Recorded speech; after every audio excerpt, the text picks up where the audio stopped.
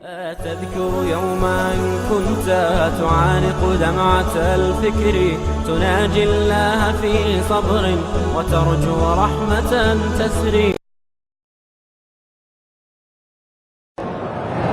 جیسے کہ قصہ بی بی مریم میں ہے کہ کلما دخل علیہا زکریا المحراب وجد عندہا رزقا.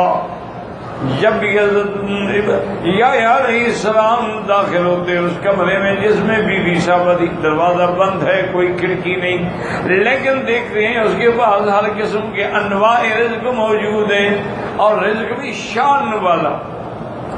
اندہا رزقاً، تنوین جو آگے دلالت کر رہی ہے کہ وہ رزق جو ہے وہ بھی عظمت والا ہے، تمام قسم کے فواکہ ہیں، پھل ہیں، نعمتیں ہیں. حتیٰ کہ پیغمبر ہیں اللہ کے رسول کہتے ہیں قال یا مریم انا لک ھذا. حضرت زکریا علیہ السلام پیغمبر ہیں، نبی ہیں، لیکن عالم الغیب نہیں. عالم الغیب صرف اللہ کی ذات ہے، اس کے علاوہ کوئی عالم الغیب نہیں، نہ نبی، نہ ولی، نہ فرشتہ، نہ کوئی. اس لیے پیغمبر پوچھتے ہیں کہ کہاں سے آ گیا پھل؟ اگر عالم الغیب ہوں تو پوچھنے کی کیا ضرورت ہے؟ قال یا مریم انا لک ھذا قالت هو من عند اللہ. بی بی صاحب نے کہا اللہ کی طرف سے ہے، اور ان اللہ یرزق من یشاء بغیر حساب. یاد رکھیں بغیر حساب کے دو معنی ہیں. ایک معنی تو یہ ہے کہ آدمی محنت بھی نہ کرے اور اللہ بغیر کسی حساب کی عطا فرما دے. جیسے بی بی مریم نے تو کوئی محنت نہیں کی، مانگا بھی نہیں، محنت بھی نہیں کی، مشقت اللہ عطا فرما دے. اور ایک بغیر حساب کا ایک معنی یہ بھی ہوتا ہے کہ ہر وہ چیز جو اس موسم میں بھی نہ ہو وہ بھی عطا فرما دے.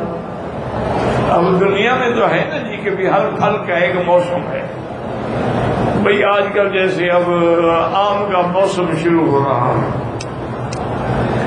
تو اب تو میں اخبار میں پڑھ رہا تھا ماشاءاللہ یعنی سعودی عرب میں بھی آم ہوتا ہے اور بڑے انواع و اقسام کا ہوتا ہے. جیزان میں آم فیسٹیول میں 40 قسم کے آم پیش کیے جا رہے ہیں. تو یہ بھی دراصل یہ سب علامات قیامت ہے، ورنہ سرزمین حجاز میں تو کچھ بھی نہیں تھا. تو اگر سرزمین حجاز میں درخت اور پانی اور پھل یہ چیزیں ہونا شروع ہو جائے مانا قیامت قریب آ گئی. یہ بھی علامات قیامت میں ہیں. حضور نے فرمایا کہ ارض الحجاز میں اشجار اور ابہار یہ بھی زیادہ ہو جائیں گے. حتیٰ کہ ایک عربی یعنی عربی کہتے ہیں جو دیہات میں رہنے والا ہو، تو وہ حاضر ہوا. اس نے کہا کہ حضور آپ نے علامات قیامت بیان فرمائی ہیں، اشراط الساعہ بیان فرمائی ہیں، مجھے تو کوئی ایسی نشانی بدلا دینا کہ میں تو ان پڑھ آدمی ہوں جو میرے دماغ میں جم جائے اور میں سمجھ جاؤں. آپ نے فرمایا اذا کثرت خزانات المیاہ علی جبال مکہ تھا، جب مکے کی پہاڑوں پر پانی کی ٹینکیاں بننے شروع ہو قیامت قریب. اب آپ اندازہ کریں کہ اللہ نے علم دیا تو اشراط ساعہ کا بھی دے دیا، لیکن نہیں دیا تو بی بی زکریا کی کفالت میں ہے، لیکن ان کو پتہ نہیں کہ پھل کہاں سے آئے. اور بغیر حساب میں یہ معنی بھی ہے یعنی بغیر موسم کے بھی پھل عطا فرما دے. اس کی مناسبت سے حضرت زکریا نے پھر دعا مانگی ہنالک دعا زکریا ربہ. اب حضرت زکریا علیہ السلام نے دعا مانگی دوسری جگہ ہے نادى ربہ نداء خفیا. رات کی تنہائی ہے اور اللہ کا پیغمبر اللہ کے آگے کھڑے گڑ گڑا رہے ہیں، رو رہے ہیں، مانگ رہے ہیں کہ یا اللہ مجھے اولاد عطا فرما دے.